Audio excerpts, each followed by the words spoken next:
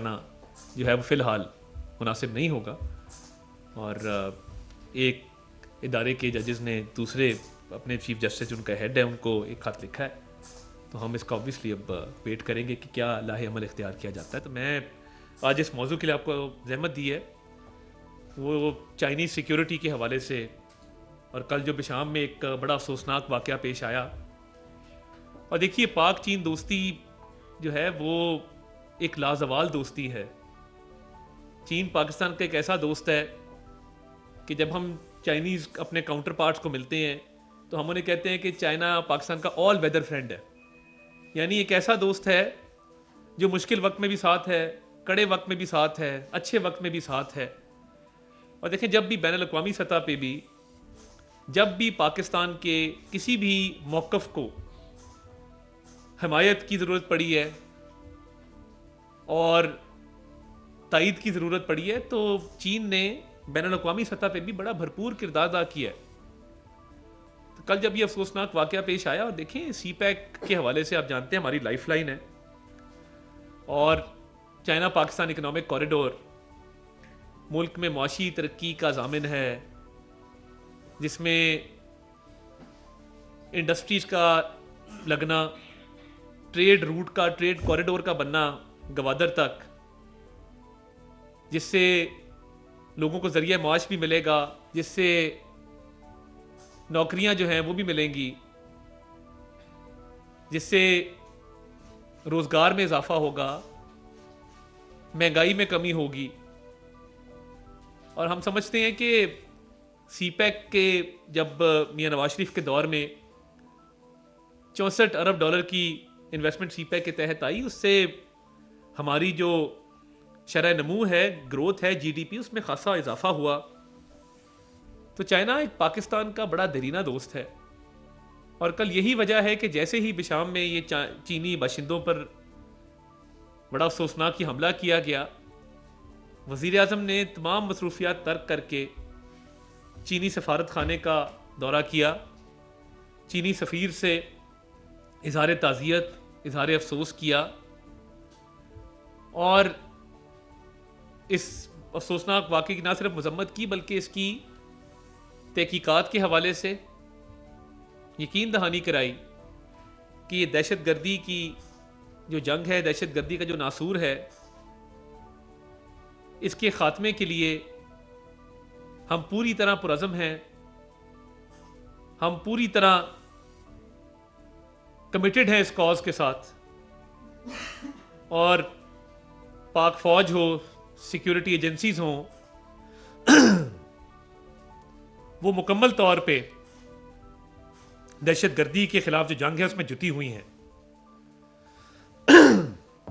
और कल चीनी सफ़ीर के ज़रिए चीनी क़यादत को भी पैगाम जो है वो भिजवाया गया, चीनी सदर को, चीनी वज़ीर आज़म को इजहार अफसोस, इजहार हमदर्दी जो है उसका पैगाम वज़ीर आज़म ने सफ़ीर के ज़रिए भिजवाया, और यकीन दहानी कराई कि हुकूमत पाकिस्तान कोई कसर नहीं छोड़ेगी और इस दहशत गर्दी की जंग में इन वाक़यात के ख़िलाफ़ भरपूर अपना किरदार अदा करेगी,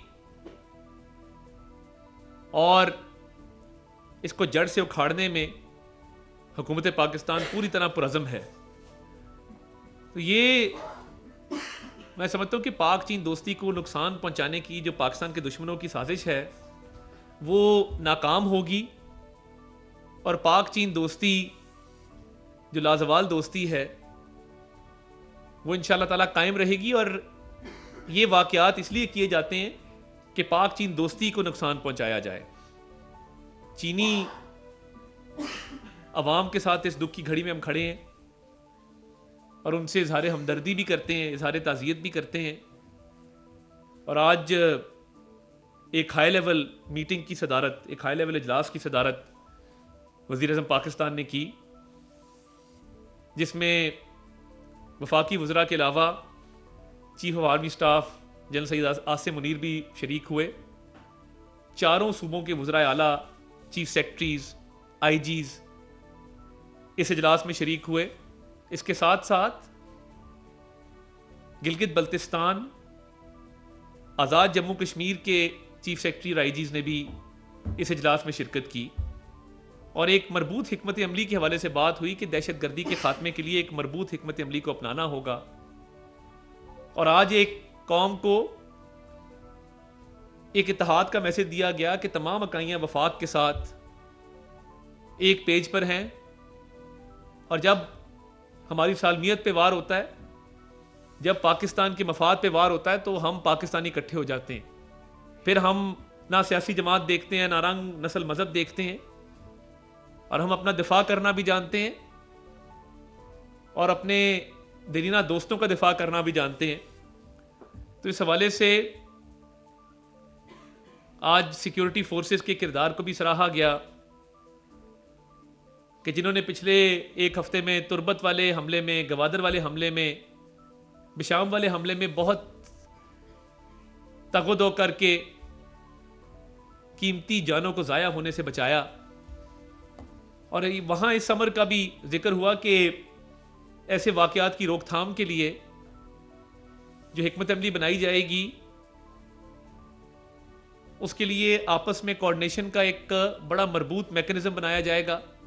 एक हिकमत अमली ऐसी होगी जिसमें तमाम लोगों का आपस में राब्ता जो है बड़ा फाल होगा। और इस वाक़े की तहकीकात के हवाले से भी JIT के क़याम पर भी मशावरत हुई कि एक JIT बनाई जाएगी जो इस वाक़े के हवाले से तहकीकात ज़रूर करेगी, क्योंकि ये चीनी बाशिंदों को इसमें टारगेट किया गया है। तो मीटिंग में हौसले बुलंद थे और वो तमाम सूबों और तमाम तर जो इस मीटिंग के शुरका थे वो एक पेज पर थे। और माजी में भी आपको बखूबी इल्म है कि वो ऑपरेशन ज़रब अज़ब हो, रद्दुल फसाद हो, भरपूर किरदार अदा किया गया है, कुर्बानियां दी गई हैं, लोगों ने जानों के नजराने पेश किए हैं। हम 2018 में एक पुरअमन पाकिस्तान छोड़ के गए थे, एक ऐसा पाकिस्तान छोड़ के गए थे जिसमें दहशतगर्दी के वाकयात नहीं होते थे। और 2013 में जब हम आए थे तो आए रोज दहशतगर्दी के वाकयात थे। मियां नवाज शरीफ की क़यादत में कराची का अमन बहाल हुआ, दहशतगर्दी का खात्मा हुआ, बट ये दहशतगर्दी सर उठा रही है।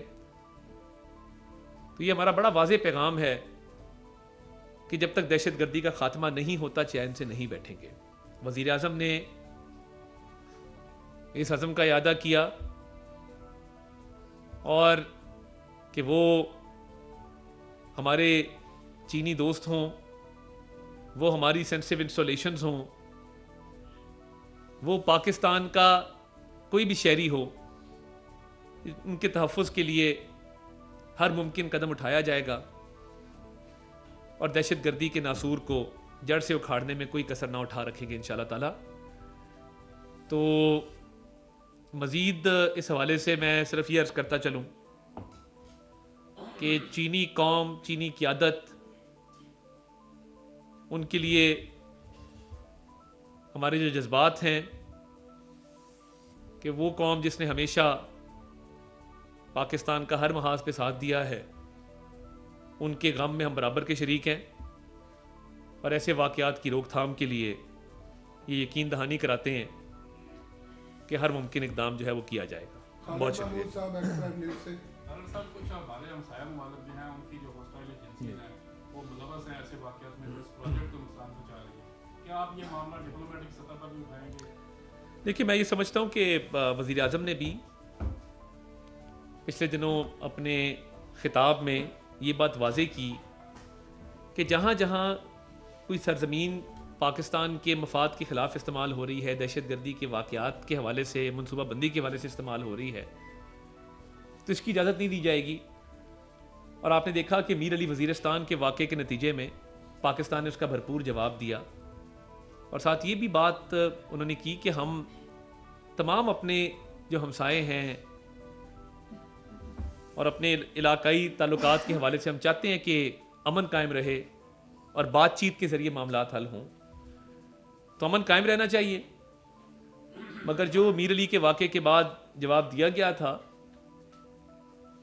वो ज़रूरी था क्योंकि उसके शवाहिद मौजूद थे। तो मैं ये समझता हूँ कि इसमें तमाम हमसायों को भी किरदार अदा करना है कि अमन ना सिर्फ पाकिस्तान के अंदर बल्कि खित्ते में अमन कायम रहे। यासर मलिक साहब दुनिया न्यूज़ से। नारायण साहब ये बताइएगा कि इब्तदाई रिपोर्ट जो है वो भी वज़ारत दाखिला की जानिब से आज प्राइम मिनिस्टर साहब को जमा करवाई गई है, और सिक्योरिटी के हवाले से क्या इंतजाम किए गए, वज़ीर आज़म ने क्या हदायत जारी की हैं कि सख्ती से। अच्छा सवाल है आपका। देखिए चीनी बाशिंदों की सिक्योरिटी के हवाले से SOPs मौजूद हैं। जब भी कोई चीनी बाशिंदा पाकिस्तान में लैंड करता है किसी भी एयरपोर्ट पे, तो वहाँ पे बाकायदा इतला की जाती है कानून नाफिज करने वाले इदारों को कि उसने एयरपोर्ट से कहाँ जाना है, और सिक्योरिटी के मुकम्मल इंतजाम जो है वो उसके लिए किए जाते हैं। तो वो SOPs जो पिछले दौर में बने थे और बाकायदा नेशनल एक्शन प्लान के बाद भी उनको रिवाइज़ किया गया था, उस हवाले से ये बात ज़रूर हुई है कि उन SOPs में अगर कोई कमी कोताही है तो उसको पूरा किया जाए। और चीनी बाशिंदों की वो जहाँ जहाँ हैं उसकी दो कैटेगरीज हैं, एक वो है जो CPEC के प्रोजेक्ट्स के ऊपर है, एक वो है जो नॉन CPEC प्रोजेक्ट्स के ऊपर है। तो दोनों की सिक्योरिटी को इंश्योर किया जाए। और आपके इल्म में होगा कि जो डेवलपमेंट प्रोजेक्ट्स हैं इसमें इसका जो हुजम होता है, मालियाती हुजम, उसका 1% मुख्तस किया गया था सिक्योरिटी के लिए। तो उस पर अमल दरामद को यकीनी बनाने के हवाले से, तमाम इदारों की आपस की कोऑर्डिनेशन को यकीनी बनाने के हवाले से और इन इंतज़ामात को मज़ीद सख्त करने के हवाले से और सिक्योरिटी को मज़ीद बढ़ाने के हवाले से ये बात हुई है। वो SOPs मौजूद हैं, उनको इंशाअल्लाह ताला अच्छे तरीके से लागू किया जाएगा तो ये मसाइल जो हैं वो ख़त्म हो जाएंगे। नवीद अकबर चौधरी साहब ITV से। जब वज़ीर-ए-आज़म पर ये वाक़या हुआ, वज़ीर-ए-आज़म गए चीनी सफारतखाने, तो आपने सोशल मीडिया देखा होगा, इंडिया के बड़े बड़े जो नाम निहाज या जिस तरह के जर्नलिस्ट हैं और उनके डिप्लोमेट साहब, उन्होंने एक प्रोपेगेंडा शुरू कर दिया कि शायद कोई चीनी हुकूमत ने वज़ीर-ए-आज़म को कहा कि वो आए और आके समन उनको किया और फलाना। ये बिल्कुल बेहुदा बात है, लेकिन इस तरह का प्रोपेगेंडा शुरू हो गया। दूसरा एक और बड़ा एक चल रहा है, कोई इससे रिलेटेड तो नहीं, थोड़ा सा, कि प्राइम मिनिस्टर के कोई इख्तियारात पे अपने इख्तियारात को फोरगो कर रहे हैं या अपने इख्तियारात उनके कमी के ऊपर वो कोई बातें चल रही हैं, वो ऐसी क्या है? देखिए बहुत शुक्रिया नवीद साहब। देखिए पहली बात तो ये है कि चीन के लिए जो वज़ीर-ए-आज़म शहबाज शरीफ साहब के जज्बात हैं, पूरी कौम उनसे वाकिफ़ है और वो आज के नहीं हैं, वो दहाइयों पे मुहीत, वो उनके ताल्लुकात भी हैं, उनके दिल में बहुत मोहब्बत है चीन के लिए। और जब CPEC बन रहा था तो लाहौर की ऑरेंज ट्रेन के हवाले से जब चीनी सदर ने उस वक्त के वज़ीर-ए-आज़म मियाँ नवाज शरीफ साहब को कहा, उन्होंने कहा ये तोहफ़ा है आपके और आपके भाई के लिए। तो देखिए हम तो बड़े मशकूर हैं चीनी हुकूमत के भी, और मैं समझता हूँ कि वज़ीर-ए-आज़म साहब ने जब तमाम मसरूफियात तर्क करके चीनी सफारत खाने का दौरा किया तो उनके जज्बात की अक्कासी हुई कि वो कितना दर्द रखते हैं और पाक चीन दोस्ती कितनी अहमियत की उनके लिए हामिल है। दूसरा जो आपका सवाल है, बेबुनियाद इस तरह की बातें चलती रहती हैं, इन पे ध्यान नहीं देना चाहिए। वो कहते हैं ना कि लोगों ने कुछ तो कहना है तो कहते रहें, क्या फ़र्क पड़ता है। राशिद अमीन साहब ARY से। जी राशिद साहब।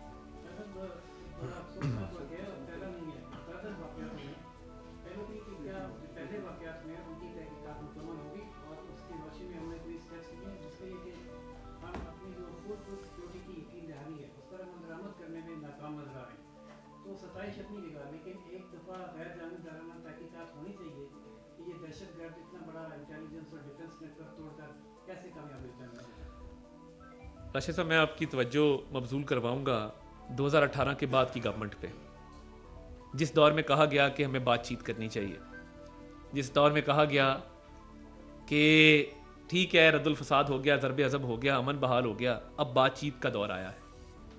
वो कौन था जिसने 2018 से 22 बातचीत के अमल को फ़रोग दिया?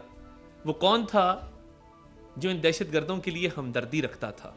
वो कौन था जिसने ये दहशतगर्दी के वाक़यात की रोकथाम के लिए जो नेशनल एक्शन प्लान की एपेक्स कमेटी बनाई गई थी? मैं उस वक्त अपोजिशन में था, एक सियासी कारकुन के तौर पे मैंने ये सवाल टॉक शोज़ में TV पे उठाया कि बानी चेयरमैन PTI को और उस्मान खान बुज़दार साहब को और महमूद खान साहब को किसने रोका था कि वो नेशनल एक्शन प्लान की एपेक्स कमेटी की मीटिंग ना करते? वो मीटिंग क्यों नहीं बुलाई गई? शहबाज शरीफ साहब जब हर माह सिक्योरिटी एजेंसीज के साथ, तमाम इदारों के साथ बैठ के national action plan, Chinese security, और आपको पता है जब एपेक्स कमेटी की मीटिंग होती थी उसमें सबसे पहले चाइनीज़ सिक्योरिटी पे बात होती थी। तो मुझे ये बताया जाए ना कि जो इमरान खान साहब की हुकूमत थी उसने इस पे तवज्जो क्यों ना दी, और ये 4 साल में वो दहशतगर्दी जिसका हम खात्मा करके गए थे उसे दोबारा सर उठा लिया। तो मेरा ख्याल है जिम्मेदारों के हवाले से तो मैंने आपको उसका तयन कर दिया और बता दिया है। बाकी देखें, ये हमारा अवलीन फ़र्ज़ है और ये हमारी अवलीन ज़िम्मेदारी है और इसको निभाएंगे और बुलंद हौसलों के साथ, हिम्मत के साथ, हौसले के साथ, अज़म के साथ निभाएंगे और इस नासूर का ख़ात्मा करेंगे और इसके ख़िलाफ़ हम मुत्तहिद होकर खड़े हैं। और इसमें मैं ज़िक्र करना चाहता हूँ कि आज अली मीन गंडापुर साहब वज़ीर आला खैबर पख्तूनख्वा भी मौजूद थे वीडियो लिंक के ज़रिए, बाकी भी वज़राए आला वीडियो लिंक के ज़रिए मौजूद थे।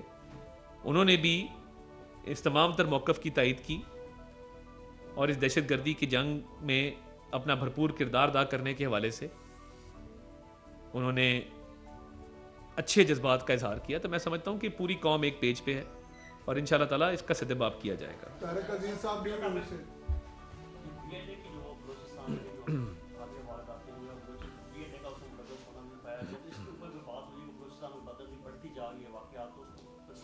देखिए, बिल्कुल इस पे बात हुई है और आपने दुरुस्त फरमाया। एक वाक़या तुर्बत में हुआ, एक गवादर में हुआ। देखिए, मैं तो ये भी कहना चाहता हूँ कि हम उन माओं को जो ये बच्चे जनती हैं, जो कौम पे जान वार जाते हैं, उनको भी खराज तहसीन पेश करते हैं। उनके ख़ानदानों को, जो औरतें बेवा हो जाती हैं, जो बच्चे यतीम हो जाते हैं, और वो सिर्फ इसलिए कि आप और मैं महफूज रहे, हमारा ये मुल्क महफूज रहे। देखें, पाकिस्तान सबसे पहले, पाकिस्तान है तो फिर हम सहाफ़ी हैं, पाकिस्तान है तो फिर हम सियासतदान हैं, पाकिस्तान है तो सियासी जमातें हैं। तो उनको खराज तहसीन पेश करते हैं, सिक्योरिटी फोर्सेस को, पाक फ़ौज को, जिन्होंने इन ऑपरेशंस में कीमती जानों के ज़िया को बचाया। तो तुर्बत के और गवादर के हवाले से वज़ीर आज़म साहब ने ये अपडेट ली कि वो गवादर में सेफ़ सिटी का प्रोजेक्ट ऐलान करके गए थे कि गवादर को सेफ़ सिटी का दर्जा दिया जाएगा और कैमरा लगाए जाएंगे जिस तरह लाहौर इस्लामाबाद में मौजूद है। तो उस पर भी उन्होंने वज़ीर आला को कहा है कि वफाकी हुकूमत भरपूर फंडिंग कर रही है, आप मेहरबानी करके उसको फौरी तौर पर उसे मदरामद कराएं। वज़ीर आला सरफराज बुगटी साहब गवादर के दौरे पे जा रहे हैं कल और सेफ़ सिटी के हवाले से वो मीटिंग करेंगे। कुछ वो उसमें मुश्किलात आई थी केयर टेकर दौर में, मगर वज़ीर आज़म ने दोबारा से इसको दोहराया कि हमने हर हाल में गवादर का सेफ़ सिटी का प्रोजेक्ट ऑपरेशनलाइज करना है। उन्होंने पेशावर की CTD के हवाले से बात की। देखें, पंजाब की जो काउंटर टेररिज्म डिपार्टमेंट है, इंटेलिजेंस के हवाले से, ऑपरेशंस के हवाले से बेहतरीन फोर्स है जो शहबाज शरीफ साहब ने पंजाब में खड़ी की थी और पंजाब में दहशत गर्दी का सदेबाब करने में वो करामत साबित हुई थी। तो उन्हीं बुनियादों पे उन्होंने पूछा है कि मैंने पेशावर में कहा था कि आप KPK में भी इसको करें, उस पर भी काम चल रहा है कि पेशावर की और KPK की जो CTD फोर्स है जिस तरह पंजाब में बनी है, वहाँ भी उन्हीं बुनियादों पर वो बनाई जाए और वो बन गई है, मगर उसमें कुछ लूप होल्स हैं जिनको प्लग किया जाएगा और वफाकी हुकूमत भरपूर इस पर उनकी तवज्जो है। और देखिए, पंजाब की CTD का मयार दुनिया की बेहतरीन जो है काउंटर टेररिज्म फोर्सेस में होता है। उनकी ट्रेनिंग अलग है, उनकी ट्रांसफ़र आम पुलिस में नहीं हो सकती, उनका काम अलहदा है, स्पेशलाइज काम है, स्पेशलाइज ट्रेनिंग है, बैरून मुल्क से उनको ट्रेनिंग दिलवाई गई है। कॉर्पोरल का लफ्ज़ उन्हें दिया गया, वो कॉर्पोरल भर्ती हुए मेरिट के ऊपर। तो इस तरह कौमें बनती हैं, इस तरह दहशत गर्दी का खात्मा होता है। तो इस पर भी भरपूर तवज्जो है। तो इंशाअल्लाह ताला तमाम सूबों में इस पर वज़ीर आज़म साहब ने अपना जो है लाए अमल उसका ऐलान किया है। अली अख्तर साहब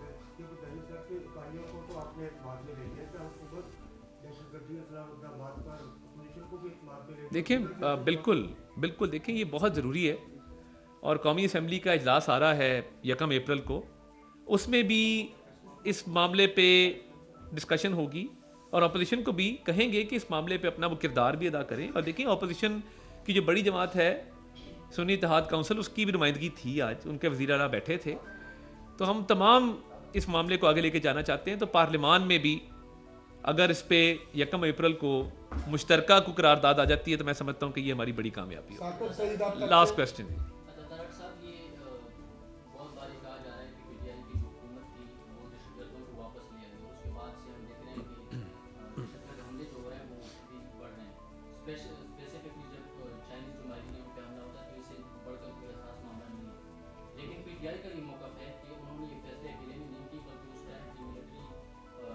क़यादत वो भी उनके साथ ही उन फैसलों में, तो उनसे कोई पूछा भी जाएगा या सिर्फ हम मजम्मत करेंगे इस तरह? देखिए, मैं तो ये जानता हूँ कि वज़ीर आज़म उस वक्त इमरान खान साहब थे और वो पॉलिसी स्टेटमेंट देते थे, वो आज़ाद थे इस हवाले से, वो अपने कॉलो फेल के ज़िम्मेदार हैं।